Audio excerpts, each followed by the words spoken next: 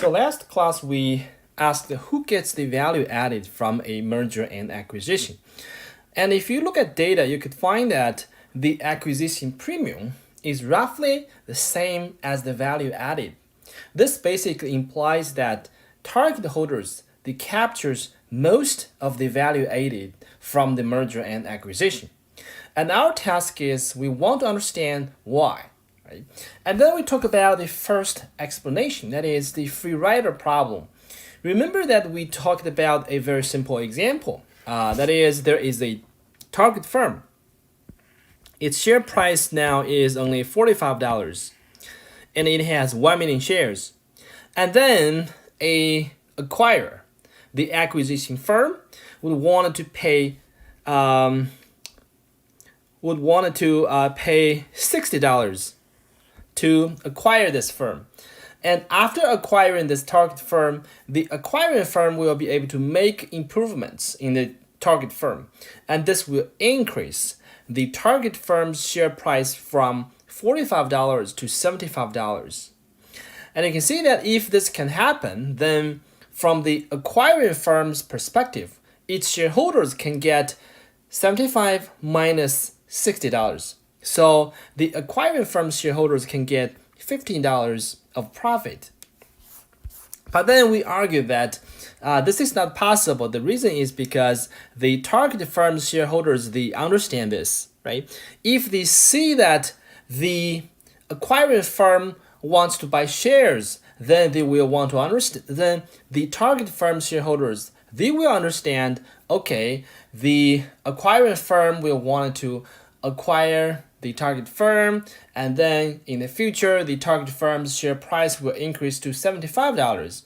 This means target firm shareholders will never want to sell their shares to the acquiring firm at $60. So because of this, in the end, the acquiring firm will have to pay $75 to the target firm's shareholders. So in this case, you can see that this is a free rider problem, because why target firm's share price can increase from 45 to 75? That's because the acquiring firm will make some investment, will make some changes, will make some improvements. That's how it gets the target firm to a better place and achieve a higher stock price. But you can see that in the end, the target shareholders will actually get this $75. And the target shareholders, they're not investing their time, they're not investing their effort. So basically, target firm shareholders, they're free riding on the acquiring firm's shareholders, right? So this is the free rider problem. And because of this free rider problem, the acquiring firm will have to pay this very high acquisition premium. So now let's ask, how could we solve this free rider problem? The first obvious solution is if the acquiring firm can buy the shares, the target firm's shares in the market anonymously, then the free rider problem can be solved, right? Because recall what caused this free rider problem. So basically, the target firm shareholders, they saw the acquiring firm wanted to acquire the target firm. Then the target firm shareholders, they would understand the target firm's share price would increase to $75. So here, if the acquiring firm can buy shares in an anonymous way, then the target firm shareholders, they will not be able to see, or they will not be able to guess that the acquiring firm will want to acquire the target firm. In this case, the share price will stay at $45, right? However, this is hard because of the security disclosure laws, both in Canada and in the US. If an investor or a investment firm has accumulated more than 10% of the target firm's shares, then it has to disclose this information publicly, right? So this basically means that if you're the acquiring firm, you can never acquire more than 10% of the target firm's shares without revealing yourself. Okay, so let's see a example. So in this example, you will see that if we assume the acquiring firm can accumulate shares anonymously, then at least the free rider problem can be partially solved. So let's say we assume the acquiring firm has anonymously accumulated 10% of target shares at $50. Now, to successfully gain control of the target firm, the acquiring firm announces a tender offer to buy additional 40% of the shares at $75.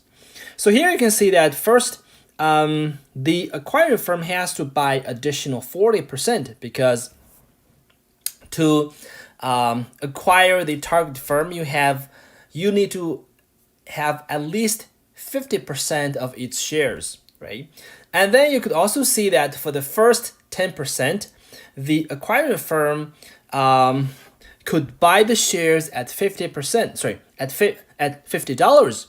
Obviously, this is because the acquiring firm was doing the purchase in an anonymous way. And then we have the additional 40% of the shares. In this case, because the acquiring firm tells the target firm's shareholders there will be a takeover, then obviously target firm shareholders will only want to sell shares at $75. So in this case, for this additional 40% shares, the acquiring firm has to pay $75. And then we could easily calculate this firm's profit, right? So basically, for the 10% shares, its cost is $10. And for the 40% shares, its cost is $75. And after the successful takeover, the target firm shares will increase to $75. So this means its profit or its per share profit is 75 minus 10 for the first 10% target shares. And for the other 50% target shares, its profit is just 0. And the firm has 1 million shares. So for this 10%, we have 0.1 million shares. And the per share profit is actually 25. So this means the acquiring firm's profit is 25 times 0.1, which is $2.5 million. So here you can see that because we assume the acquiring firm can accumulate the target shares secretly, right, in an anonymous way, then the acquiring firm can actually make some profit. Okay. Now, we talk about some other more common mechanisms which can be used to avoid or to reduce the free rider problem. And the first one is the leveraged buyout, and the second one is the freeze-out merger. Judging from the name, you would know that in the leveraged buyout, basically the acquiring firm will borrow from a bank, right? And then it will use the borrowed money to acquire the target firm.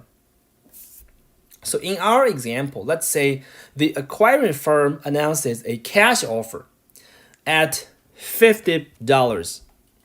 and for 50% of the target firm's shares. And to finance this acquisition, the acquiring firm would borrow $25 million. So it's a 100% debt financed acquisition. And you can see that where you can get this $25 million, right? Because the target firm has 1 million shares and the acquiring firm has to accumulate or has to buy 50%. This means the acquiring firm has to buy 0.5 million shares and the per share price is $50. So the total expense for this acquisition would be $25 million. Now, if the takeover is successful, then the acquiring firm will be able to control the target firm and it will attach the loans to the target firm's balance sheet. So in this case, you can see that this $25 million will become the target firm's liability. Now, what you can see here is the acquiring firm is only willing to pay $50. This is much lower than the $75 we discussed before, right?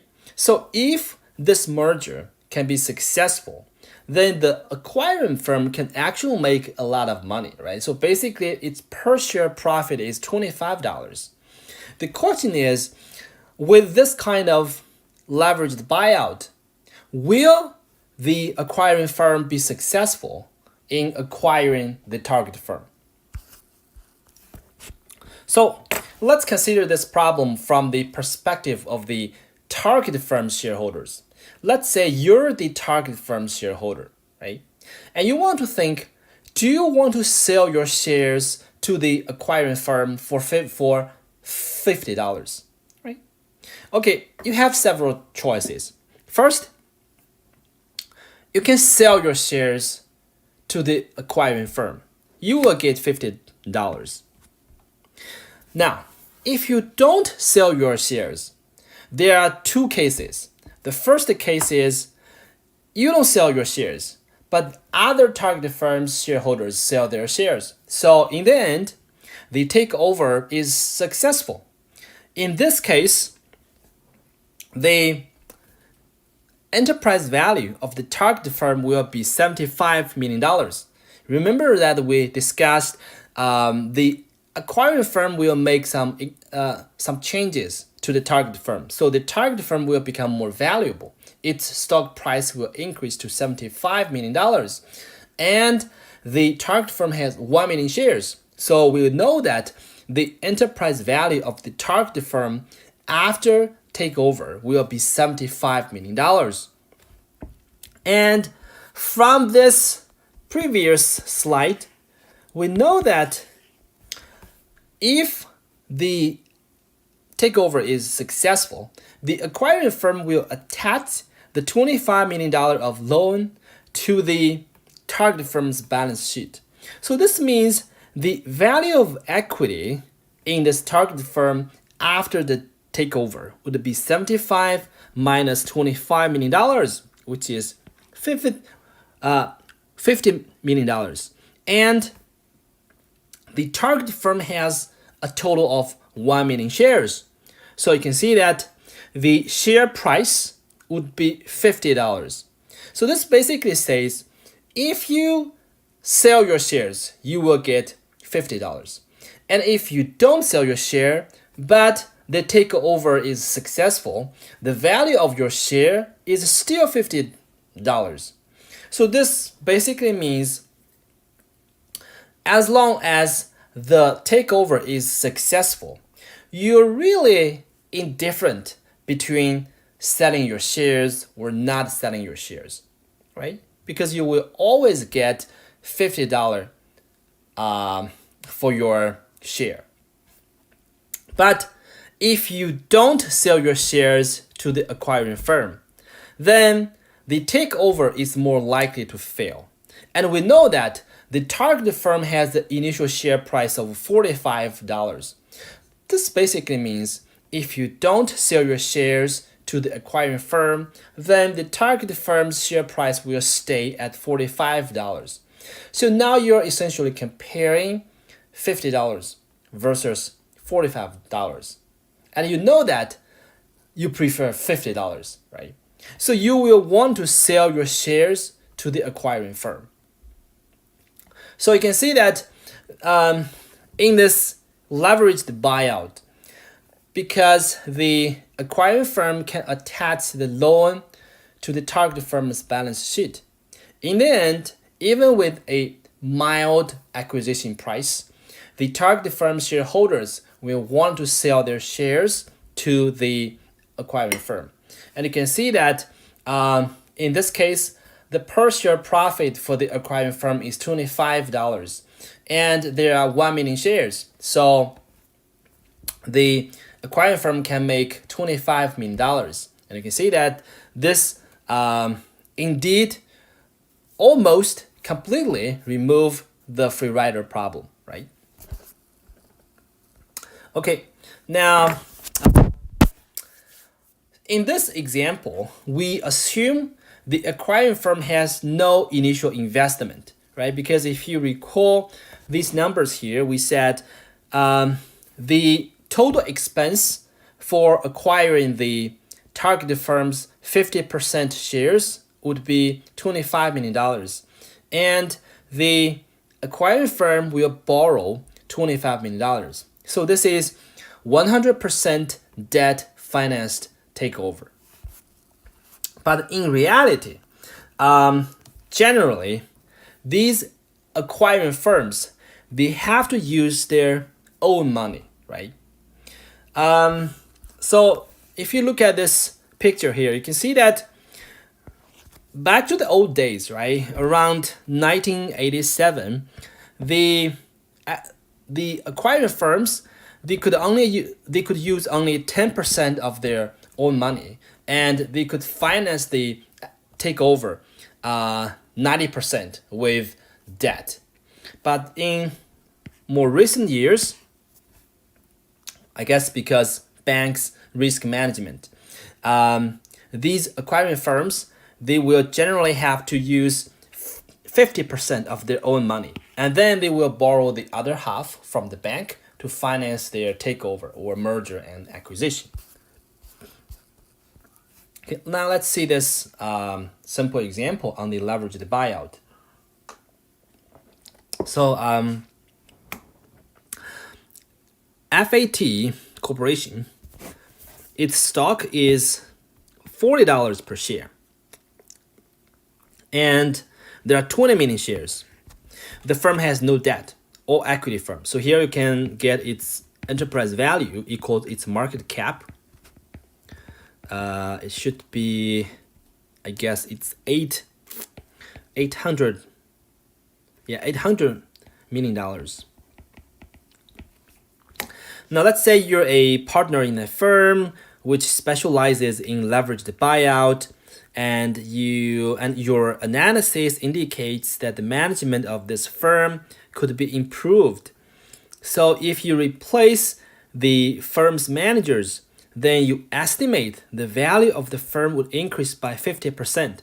So this basically means that after they take over, after you make some improvements, the target firm's value will become, I guess it's 800 plus 400, which should be $1,200 million. Now you decide to initiate a leveraged buyout, and you would issue a tender offer for 50% of the target firm's shares. And you can borrow up to 100% leverage. That is, if you buy this firm's 50% shares, you can use all debt. You don't necessarily want to use your own money. What is the amount of debt you want to use to maximize your profit from this deal? Okay, this is slightly complicated. So let's assume, right? Let's assume you wanted to use debt D. So D refers to the amount of debt you would want to use. So let's think about this. So if you use the amount of debt D to purchase the target firm's shares, right? Let's assume the takeover will be successful. Then in the end, right? In the end, the target firm's enterprise value will be $1,200 million. And we have learned in the leveraged buyout, you will attach your debt to the target firm's balance sheet. So the value of equity in this target firm will be 1,200 minus D. Right? So that is target firm's equity. Remember that you will actually buy 50% of the target firm's shares. So this means 50% of the equity will have a value of 600 minus 0.5 times D, right? And this is basically your revenue, right? Because you have 50% of the target firm's shares. Now, what is your cost? Well, the target firm had a $800 million of enterprise value before takeover. And to acquire 50% of its target shares, you have to spend $400 million. And if you have borrowed D, the amount of debt from the bank, then you have to put down this amount of your own money to make this takeover happen, right? So basically this means your profit is 600 minus 0.5 D minus 400 minus D, which would be 200 plus 0.5 D. Now, how do you make this profit as large as possible? Well, you will make this D as large as possible. So you will basically borrow $400 million, right? Okay, and you can also verify that if you borrow $400 million,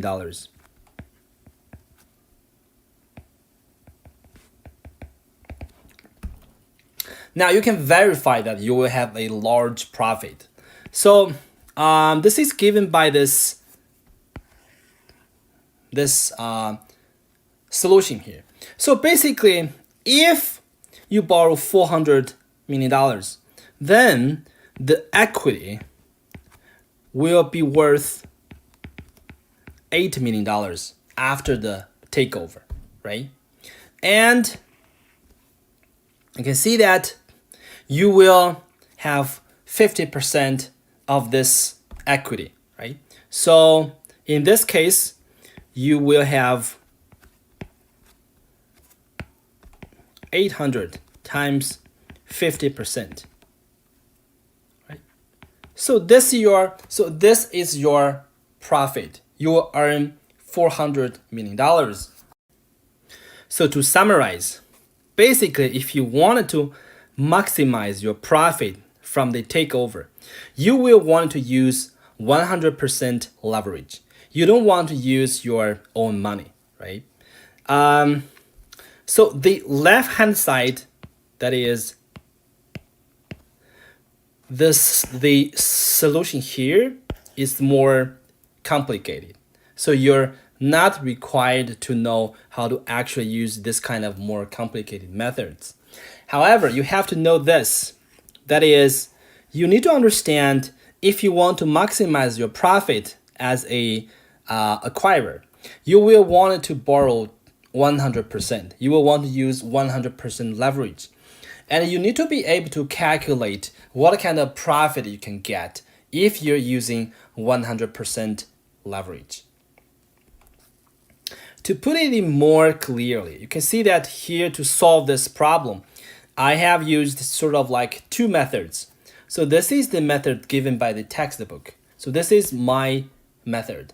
The second method is more likely, it's more like a proof why you should want to maximize your leverage. And the second method is much simpler. So the requirement is you just need to understand the first method. Okay, so we finished the leveraged buyout. Now we talk about the freeze-out merger. Judging from the name, so the freeze-out merger basically means the acquiring firm can freeze non-tendering target shareholders out of most gains. Now, how the acquiring firm can achieve this?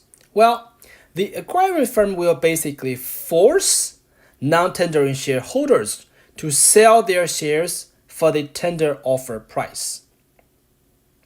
So here, let me explain a little bit. So non-tendering shareholders. So this, in the acquisition, you can imagine that there are two kinds of shareholders from the target firm. The first kind is some shareholders, they will want to tender their shares to the acquiring firm. That is, they will want to sell their shares to the acquiring firm. And then other shareholders, they will not want to sell their shares to the acquiring firm. So these are the non-tendering shareholders. Okay, now let's see how this freeze-out merger works. So basically what the acquiring firm will do is it will make a tender offer. And this offer price is only slightly higher than the target stock price. For example, in our example, the target firm's stock price is $45. Then in this freeze-out merger, maybe this acquiring firm will only make a tender offer at, let's say $50, right? So it's like only $5 higher than the target stock price. And if the merger is successful, non-tendering shareholders will very naturally lose their shares of the target firm, right? Because it's an acquisition, right? Because the target firm has been acquired. It no longer exists. So the non-tendering shareholders, they will lose their shares. However, they need to be compensated, right? So to compensate them, the non-tendering shareholders, they will have the right to receive the tender offer price for their target firm shares. So basically you can see that in this freeze-out merger, it's like these non-tendering shareholders, they are forced to accept this tender offer price. And you can see that the target shareholders, they will actually want to tender their shares. The argument goes like this. If the takeover is successful, then the target shareholders, they will get the tender price, right? No matter whether they wanted to tender the offer or not tender the offer. But if they don't sell their shares to the acquiring firm, then it's possible the takeover will not be successful. So in this case, these shareholders, these target firm shareholders, they will not be able to get this tender offer price. Remember that the tender offer price is higher than the target firm's stock price. So if they tender, they get the tender offer price. If they don't tender, it's possible they will just get the current stock price. And because current stock price is lower, then the target firm's shareholders will want to tender their shares. And if you compare the leveraged buyout with the freeze-out tender offer, then this freeze-out merger has this advantage that the acquiring firm do not need to make an all-cash offer. Remember in the leveraged buyout, we said the acquiring firm would basically borrow money from the bank and make an all-cash offer to acquire the target firm. And in the freeze-out merger, the acquiring firm can just use its own stock to pay for the acquisition. And generally for the acquiring firm, a stock swap is generally cheaper compared with a cash offer, right? Because you don't need to deal with banks, and you don't need to pay transaction fees when negotiating with the bank. Okay,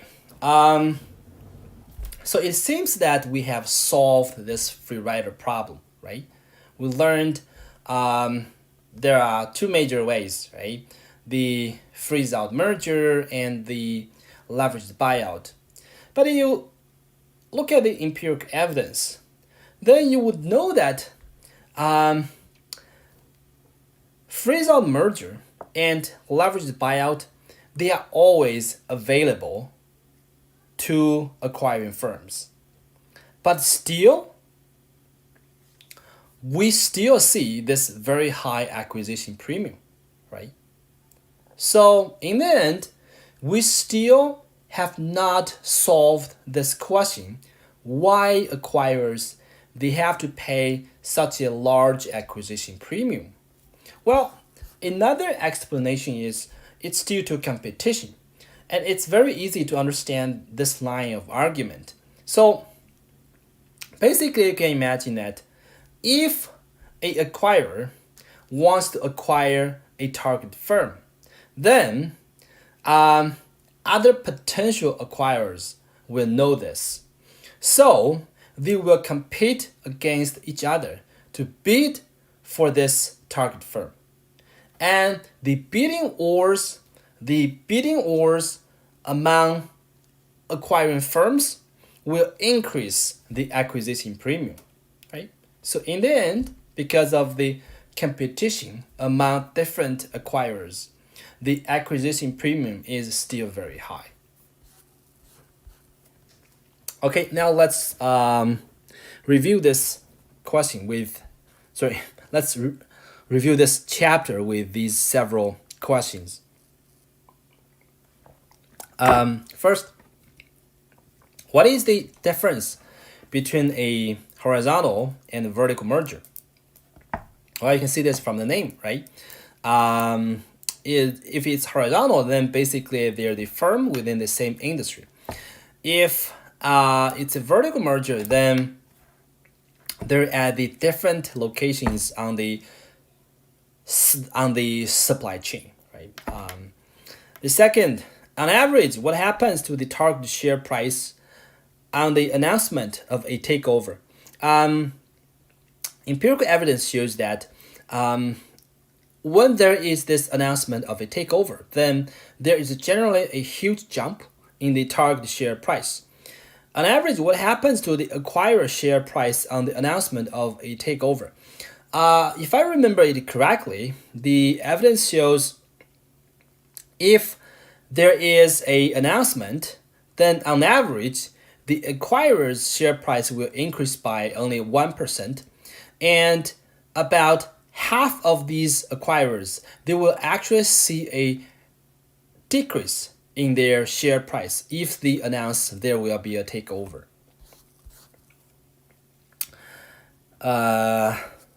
Explain why risk diversification benefits and earnings growth are not good justifications for a takeover intended to increase shareholder wealth. So we discussed, I guess, more than 10 reasons why takeover happens, right? And one reason is risk diversification. So the argument basically goes like this. if a firm merges or acquires another firm, then this firm's risk will be lower because the firm's business will be more diversified. And we also argue that this is not a very good justification because investors, they can diversify the risk themselves, right? So it's like if you merge A and B, and then the merged firm will have a lower risk. However, you don't really need to do that, right? You just ask investors to hold both A and B's shares. Then they will be able to achieve this diversification benefit on their own. And then we also talk about earnings growth. So the result is, even if there is no value added from the takeover, still, if the high growth firm acquires the low growth firm, then the combined firm will have a higher earnings per share. However, we know that this is purely a financial maneuver because fundamentally, no values are increased. So this earnings growth is not a very good justification for why takeover happens. Okay, 5. What defense strategies are available to help target firms resist a unwanted takeover? So we learned about this hostile takeover, right? So basically, if the target firm's board of directors, they don't want this takeover to happen, then it's a hostile takeover. And there are several kinds of methods for the target firm to resist this kind of hostile takeover. I would say the most important two strategies would be poison pill and staggered board. So poison pill basically says that if the takeover happens, then the target firm's shareholders can buy shares at a deep discount. So this is a poison pill for acquiring firms, right? Because obviously, with this poison pill, takeover will be more expensive. Essentially, the acquiring firm has to subsidize the target shareholders for this deeply discounted cheap shares. And then the second one is the staggered board. So it basically means that only 1/3 of board of directors are for election each year. So this means if the acquiring firm wants to remove board of directors, then the acquiring firm has to win this election for a consecutive 2 years, right? So this makes takeover even harder. And then we also have other solutions. If the target firm needs to resist a hostile takeover, we have white knight. It basically means the target firm sells itself to a more friendly acquiring firm.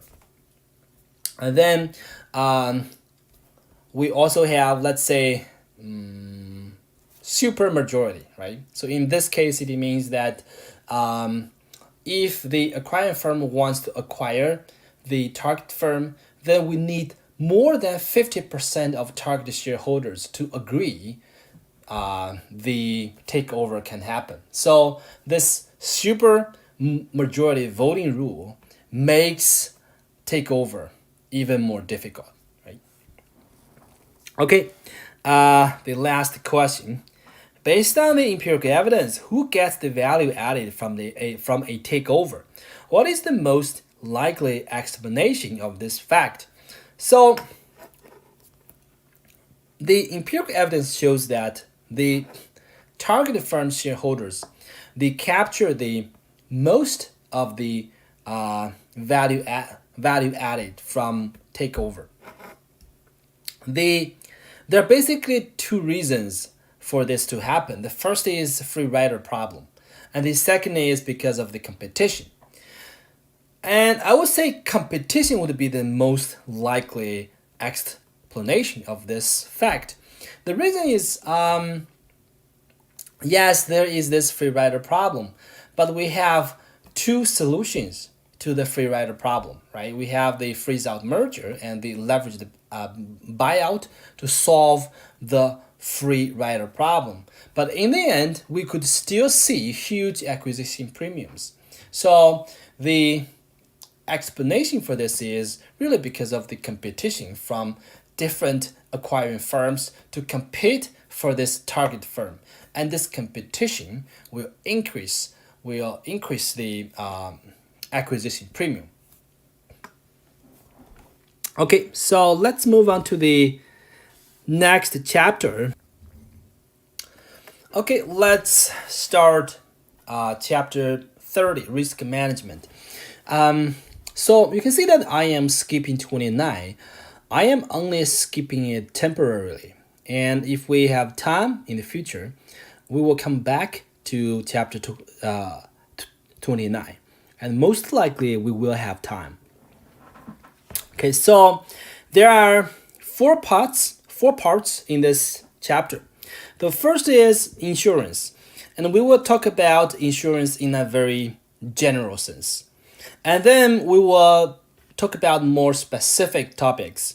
So we will talk about how to manage these three different kinds of risks, right?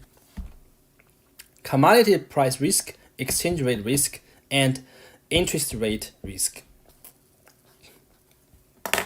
Now, so what's the motivation for risk management? Well, because risk management is important for a firm's value. All firms, they are subject to different types of risks from different sources, right? There could be changes in the demand, so this is the risk from the product market. And then there could be price changes for raw materials, right? So this is the risk from the factor market.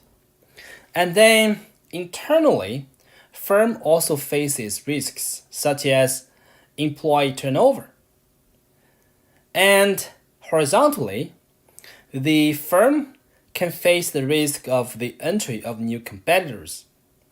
And a firm should manage these risks to minimize the effect on the value of the firm.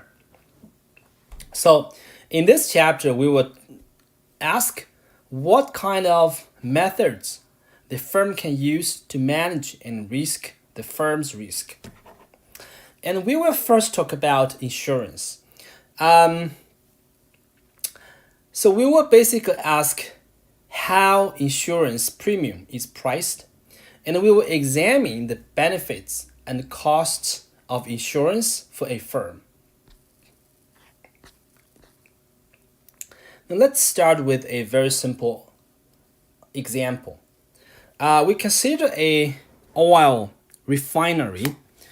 Let's say we have these probabilities. So with this probability, there is no fire. Of course, because there is no fire, then there will be no loss. And with probability 0.02%, there will be fire. And the loss would be $150 million.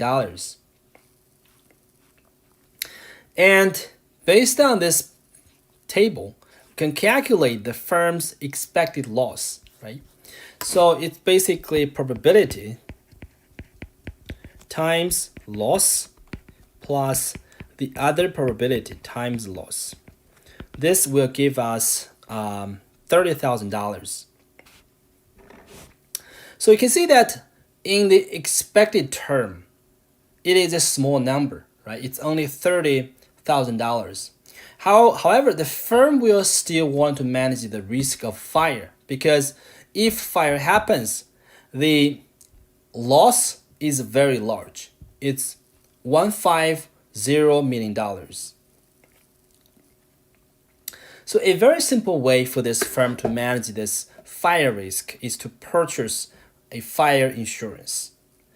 And if the fire happens, then the insurance firm will compensate the firm's loss of $150 million.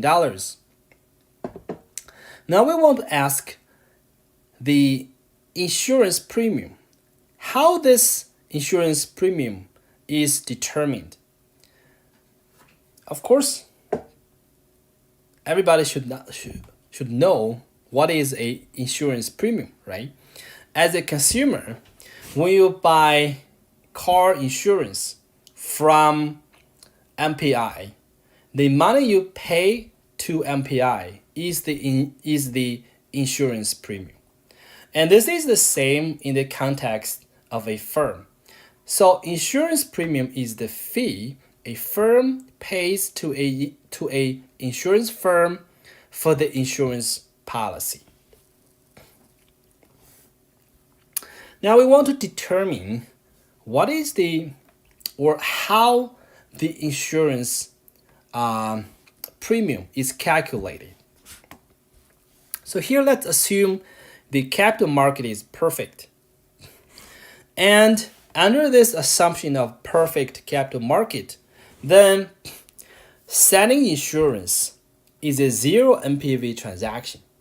Remember that we said if a capital market is perfect, then any financial transaction does not create or destroy value. It's always a zero NPV transaction. So because of the perfect capital market assumption here, selling insurance has zero NPV. And this will make our life much easier because we know that selling insurance is zero NPV. Then we know that insurance premium has to be the same as the present value of the expected payment, right? So how do you get this? Well, because NPV basically equals the present value of the insurance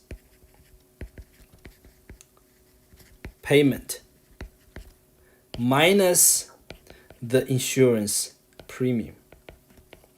And clearly, if the NPV is zero, then we would know that the present value of the insurance payment equals the insurance premium.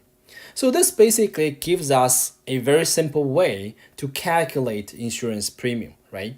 We would be able to basically discount the insurance payment. Then this discounted value will be our insurance premium. And if insurance premium equals the present value of the expected insurance payment, then we call this kind of insurance premium as actuarially fair. So this is a fair premium. And you can see that this fair premium only exists because of the assumption of perfect capital market.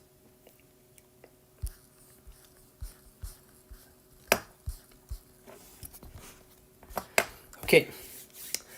As I said, to calculate this actuarially fair insurance premium, you would basically discount the expected insurance payment by the correct discount factor. Now the question is, what kind of cost of capital you should use to discount the expected insurance payment? Well, obviously, this depends on the risk of the loss, right? So you can imagine that if the loss is diversifiable from the insurance firm's perspective, then the cost of capital will be the same as the risk-free rate, right? So this is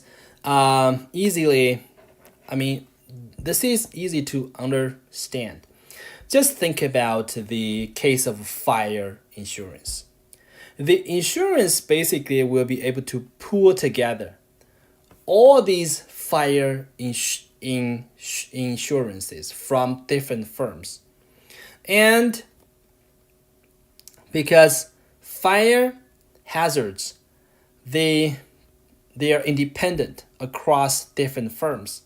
So by pulling together these fire insurances, the insurance firm will be able to create a very low risk insurance policy portfolio. And you can imagine that this portfolio will have a very predictable annual claim. If you think about this line of argument in the context of capital asset model, then you would see that the risk of fire has a beta of 0. That is, it does not contain systematic risk. So it will not command a risk premium. And in this case, RL, that is the cost of capital to discount the expected insurance payment, should be the same as the risk-free interest rate. And clearly now you can think about a more complicated case, right? Because not all insurable risks have a beta of 0. Remember that the fire hazard, it has a beta of 0 because fire hazards are independent across different firms. So by pooling these fire insurance policies, the insurance firm can get a very nice diversification benefit. But if risks are correlated across different firms, then obviously this type of risk will have systematic risk.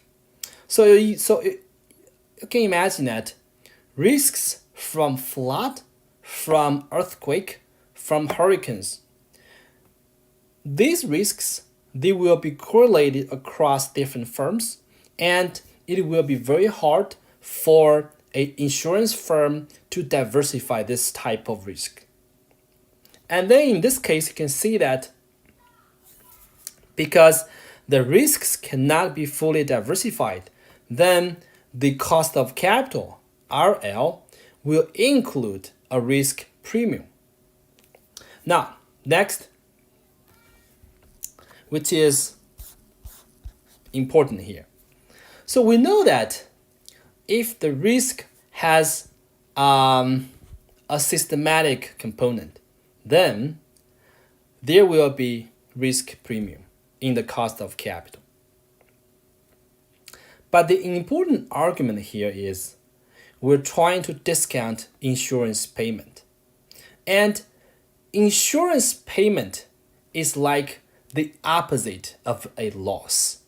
So if a loss from hurricanes has positive beta, then the insurance payment should have a negative beta, right?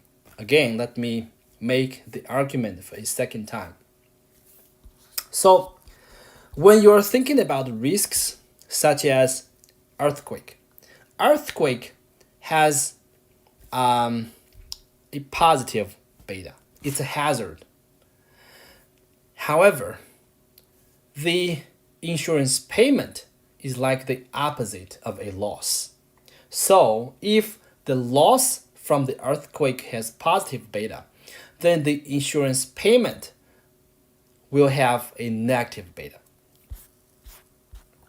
Or you could just say that insurance will pay you, or insurance will pay the firm in bad times.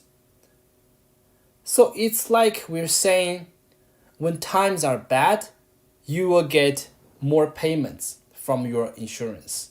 So you can see that there is this negative correlation here, right? So again, this implies insurance payment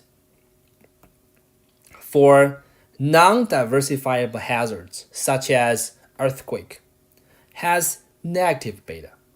Okay, this is important, right? Let me emphasize, right? It has negative beta.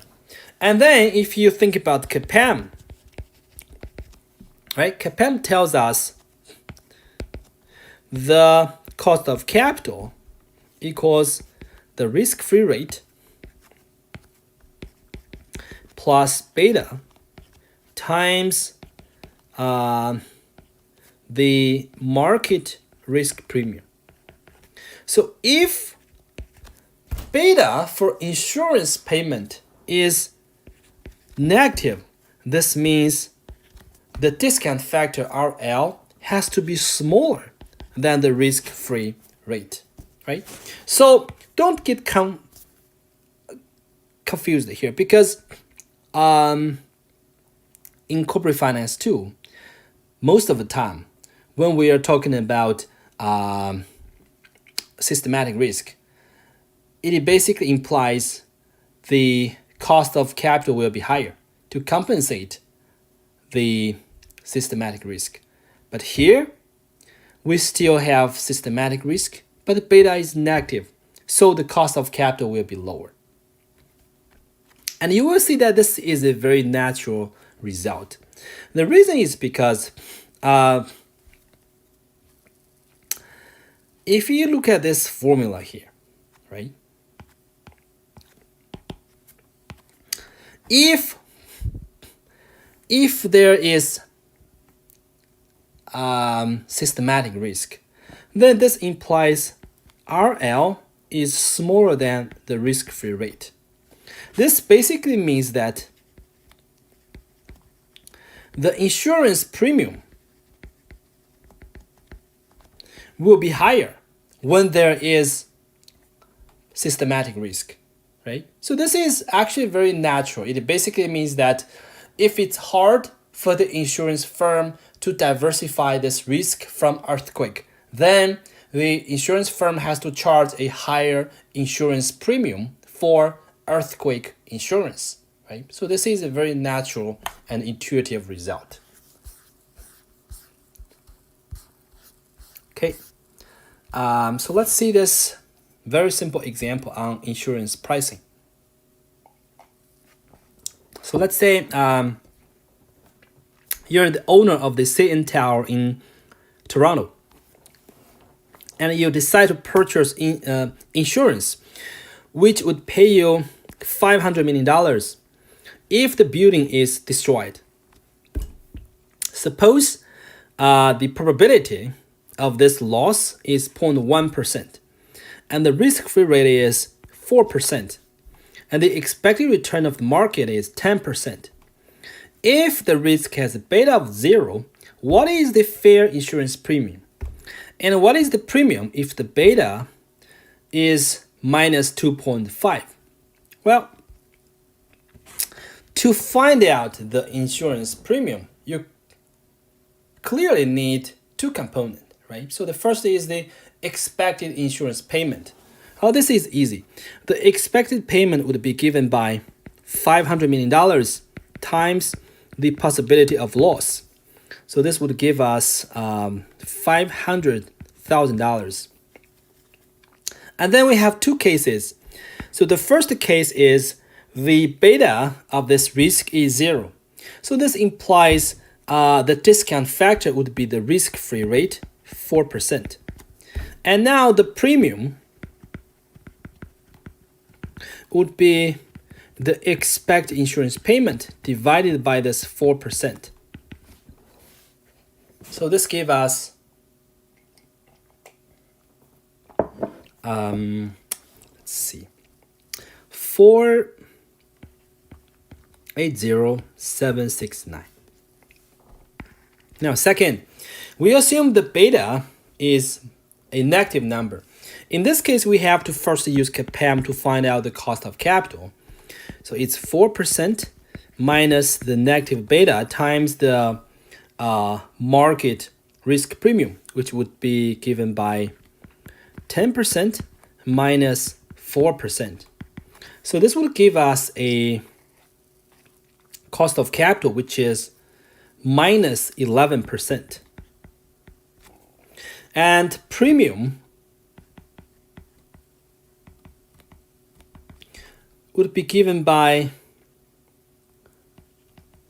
$500,000 divided by 1 plus the cost of capital. So this will give us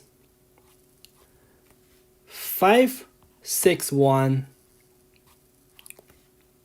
7, 8, 9, right? So what you can see here is it's kind of very much expected.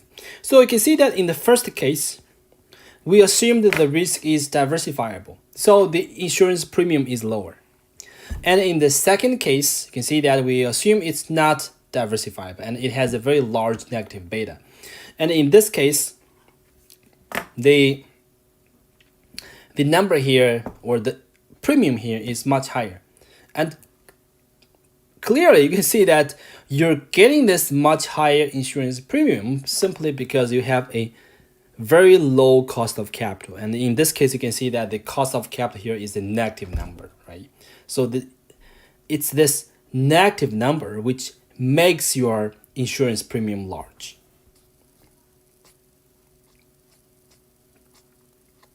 Okay. Well, now, what kind of values the firm can get from purchasing insurance? So first, if you think about this question in the context of a perfect capital market, then you would say that there's absolutely no benefit. Again, insurance is essentially a financial transaction. So in this perfect capital market, financial transaction has zero NPV. So it has no effect on the firm's value.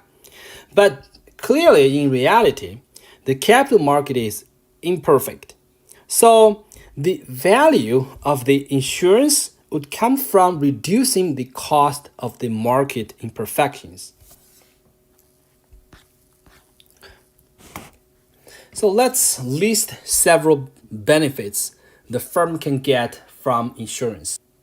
So the first benefit of insurance is it can reduce a firm's financial distress cost. You can imagine this: if the firm does not purchase insurance, then if a bad thing happens, potentially there will be a very large loss.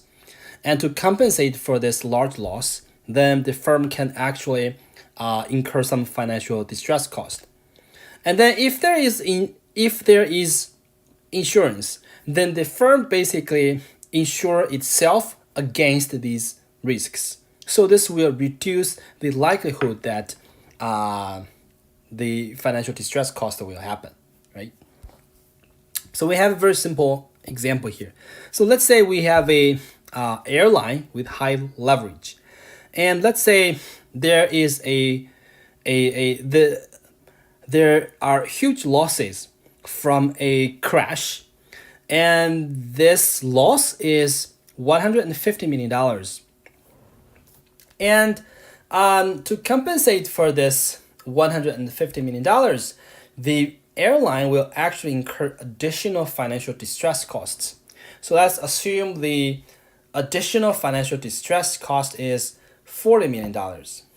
Now, if the airline has insurance, then you can imagine that clearly the airline can use the insurance payment to cover this $150 million of loss.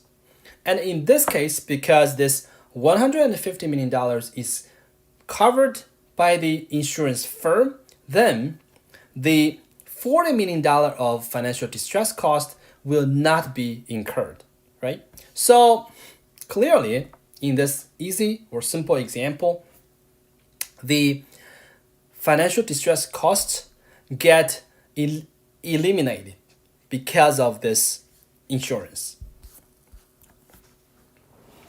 And insurance can reduce insurance costs.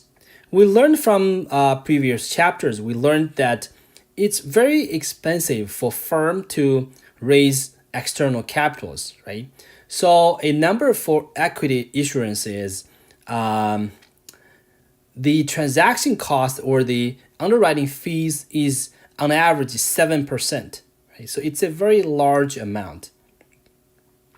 And then there are also very expensive fees from issuing corporate bonds or some other forms of debt.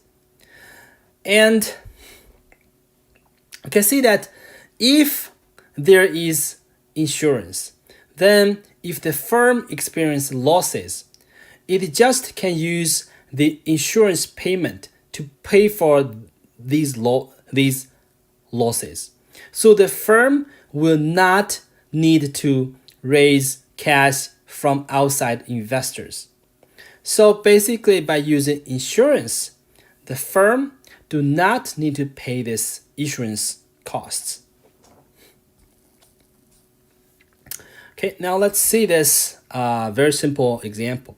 So suppose the risk of an airline accident is 1%, and we assume beta is 0, so we can discount the insurance payment at 4% risk-free rate. So the first question is, what is the fair premium for a policy which pays you $150 million if there is a loss? The second question is, what is the NPV of purchasing insurance that would experience $40 million in financial distress cost and $40 million in insurance cost in the event of a loss if the airline were uninsured? So the first one is about the fair premium. What you can see here is we have this expected payment, right? We know that the expected payment is the amount of payment times the percentage, which would be $1.5 million. So the premium can be found out by discount this $1.5 million at 4% risk-free rate. So this gives us $1.44 million. Then the second question asks, what is the NPV of purchasing insurance if the airline would experience $40 million in financial distress cost and $10 million in the insurance cost? So basically, by purchasing this insurance, the firm will need to pay $1.44 million of this insurance premium. But what's the benefit? Well, the benefit is it can get this insurance payment, and additionally, they will be able to avoid this financial distress cost and the additional insurance cost. And this is the total benefit. This total benefit will happen with a probability of 1%. And this will happen in the future. So we will discount this number at 4%. And then the final number would be $0.48 million. So you can see that this is obviously a positive NPV transaction. That is, buying insurance has a positive NPV from the firm's perspective. The reason is because obviously the capital market is not perfect, because you can see that there are both financial distress costs and the insurance costs.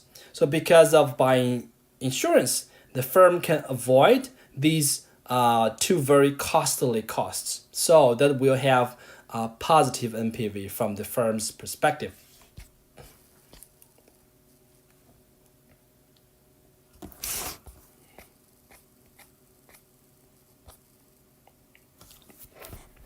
Okay, next, the insurance can reduce tax rate fluctuations.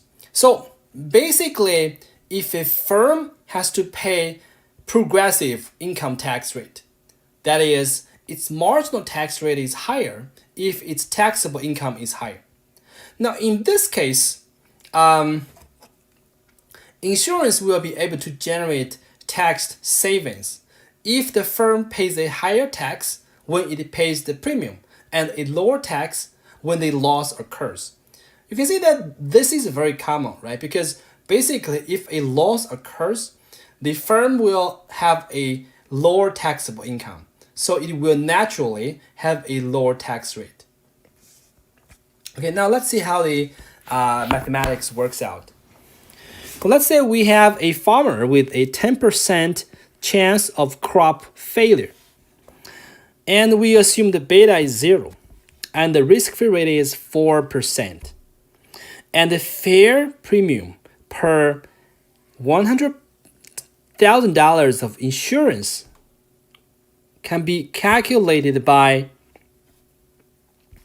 100,000 times probability. So this is essentially the expected insurance payment divided by the discount rate. So this gives us 9615, right? So basically this is the insurance premium. Now we suppose the farmer's tax rate normally is 35%. But if there is a loss due to the crop failure, the farmer's tax rate will be much lower, 15%. And then the farmer's NPV will be calculated like this. So what you can see here is there are several components here. First, this is the cost of insurance premium. But we want to calculate the after-tax cost, right? So if nothing happens, the farmer's tax rate is 35%. So the after-tax cost of the insurance premium is given by this 9615 times 1 minus 35%. But if bad things happen, now what's the benefit? Well, the benefit here is if bad things happen, the farmer will get this amount of insurance payment. And this will happen with 10% chance. And we can discount this payment at 4% rate. Now the beauty of this thing is if a cross failure happens, the tax rate is only 15%. So the after-tax benefit is given by this. And you can see that this whole thing is just 9615, right? So we can basically write 9615 here. So you can see that this will give you a positive number, 1923, right? So basically you get this positive NPV from buying the insurance. The reason you can get this positive NPV is because you're paying this progressive tax rate. That is, if nothing happens, you're at a higher tax rate. This will reduce your after-tax cost of insurance premium. And when bad things happen, in the event of a crop failure, you will pay a lower tax rate. And this will essentially increase the benefit from the insurance. Okay. What else? I think that's for today's class.